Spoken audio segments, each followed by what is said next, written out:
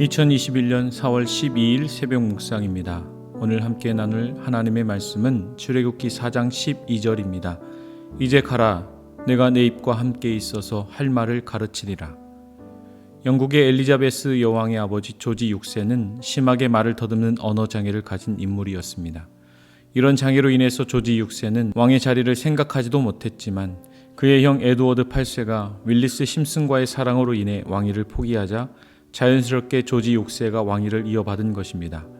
당시 독일의 최고 연설가 히틀러는 대중을 설득하여 2차 세계대전을 일으켰고 영국도 프랑스를 도와 35만 명의 군사를 파견하였습니다. 조지 6세는 이런 위기 앞에 군사들과 이를 지켜보는 국민들에게 희망의 메시지를 전해야 했지만 말더듬는 장애로 인해서 두려움을 크게 안고 있었습니다. 그런데 이때 그가 선택한 방법은 기도의 날을 지정한 것입니다. 결국 그 기도의 결과로 35만 명의 군사들은 무사히 돌아올 수 있었고 조지 6세는 전쟁에서 승리할 수 있었습니다. 이 예화를 통해서 알 수 있듯이 하나님은 실력보다 하나님을 의지하는 자를 도우심을 기억해야겠습니다. 하나님은 애굽에서 노예로 살고 있던 이스라엘을 건져내어 이스라엘의 조상들과 약속한 땅, 젖과 꿀이 흐르는 가나안으로 이끌어낼 적임자가 바로 모세임을 말씀하십니다. 그러나 모세는 여러 차례 하나님의 부르심을 거절하였고 오늘 본문에서 네 번째 변명을 늘어놓은 것입니다. 모세가 늘어놓은 변명은 자신은 말을 잘 하지 못하는 자라는 것입니다.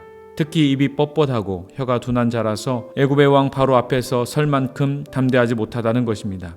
모세는 스스로를 깎아내리며 만약 바로 앞에 서려면 아무래도 말을 잘하는 사람이 그 일을 감당해야지 않는가 하나님께 반문한 것입니다.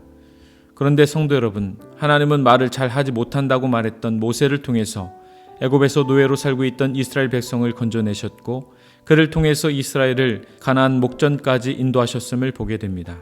결과적으로 하나님은 자신에게는 실력도 없고 아무런 가능성이 없다고 스스로 인정한 자를 통해서 하나님 나라 역사를 써내려 가셨음을 보게 됩니다.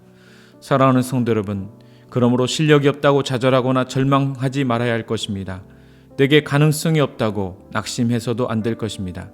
전능하신 하나님께서 모세와 함께 하시며 바로 앞에서도 담대함을 주셨던 것처럼 우리에게도 그런 담대함을 주실 것입니다. 뿐만 아니라 모세의 부족함을 아론의 입을 통해서 채우셨듯이 우리의 부족함 또한 돕는 손길을 통해 채워나가실 줄 믿습니다.